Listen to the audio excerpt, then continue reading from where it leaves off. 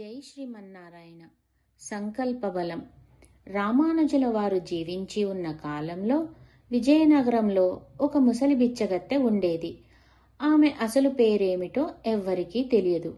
కానీ ఆమె ఎప్పుడూ సంతోషంగా ఉండటం చూసిన జనాలు ఆమెను కళావతి అని పిలిచేవారు. ఒకరోజు కళావతి నగర వీధుల్లో భిక్షాటన చేస్తూ ఉండగా భగవానులైన రామానుజుల వారు త్వరలోనే మన నగరానికి వస్తున్నారు అని జనాలందరూ మాట్లాడుకోవటం విన్నది. ఆమె పెద్దగా చదువుకున్నది కాదు, ఏమంత తెలివితేటలు ఉన్నది కాదు.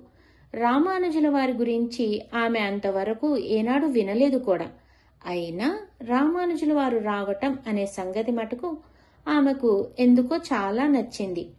ఆ తర్వాత రోజు నుండే ఆమె రామానుజుల వారి గురించి చాలా విషయాలు తెలుసుకుంది. నగర పెద్దలు, పెద్ద పెద్ద వర్తకులు, అతి సామాన్యుల వరకు అందరూ స్వామి రాక కోసం ఎదురు చూస్తూ ఉన్నారు.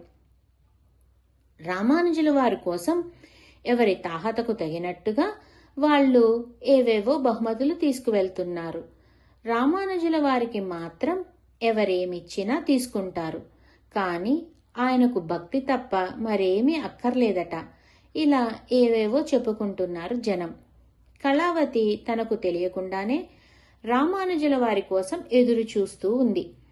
ప్రతిరోజు భిక్షాటన చేసుకుంటూ నగర శివార్లకు పోయి అక్కడే సాయంత్రం దాకా ఉండి ఊరిలోకి తిరిగి వచ్చేది. కొన్ని రోజుల తర్వాత ఈ ఊరికి రామానుజుల వారు వచ్చారు.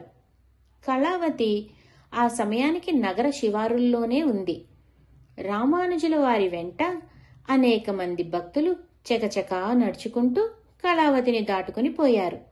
రామానుజుల వారు మాత్రం తనని చూసి చిరునవ్వు నవ్వినట్టు, నా వెంట రా తల్లి అని అన్నట్టుగా అనిపించింది కళావతికి. ఆమె మనసు పులకరించింది. ఆయన వెంట వెళ్ళింది. ఆమె కాళ్ళు మటుకు అలసిపోయాయి. వారిని అనుసరించలేకపోయాయి. చాలా వెనకబడిపోయింది. అయినా శక్తంతా కూడా తీసుకొని స్వామివారి వెంట నడుస్తూ వెళ్ళింది. అలా రామానుజుల వారితో పాటుగా అందరూ ఊరు చేరుకున్నారు. అప్పటికే చాలా చీకటైపోయింది. రామానుజుల వారి దర్శనం కోసం ప్రజలందరూ వేచి ఉన్నారు. నగర శివార్లన్నీ కిటకిటలాడిపోతున్నాయి. ఎక్కడ చూసినా స్వాగత తోరణాల సందడి. అందరి చేతుల్లోనూ పూలు, పండ్లు, ధూపాలు, వస్త్రాలు, రకరకాల తినుబండారాలు అన్నీ స్వామివారికి బహుమానంగా ఇచ్చేందుకే వాటిని తీసుకువచ్చారు భక్తులు. ఇదంతా చూసిన కళావతికి అకస్మాత్తుగా తనేమీ తీసుకురాలేదే అని గుర్తుకొచ్చింది.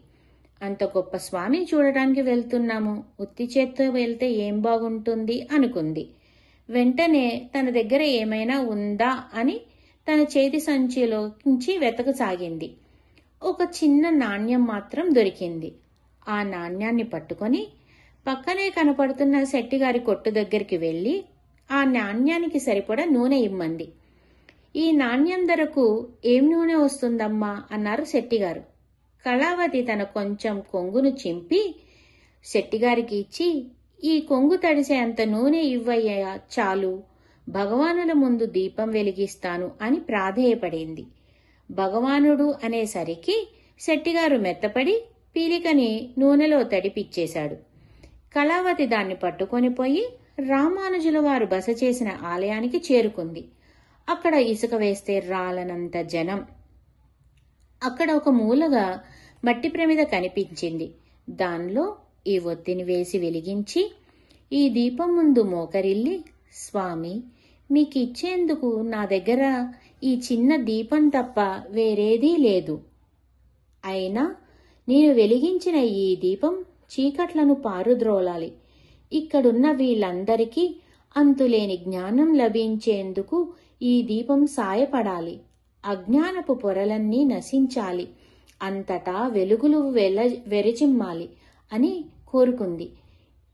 ఆ రోజు రాత్రి ఆలయాల్లో అందరూ వెలిగించిన దీపాలన్నీ ఒక్కొక్కటిగా కొండెక్కాయి. కానీ కళావతి వెలిగించిన దీపం మాత్రం తెల్లవారబోతున్నా ఇంకా వెలుగుతూనే ఉంది.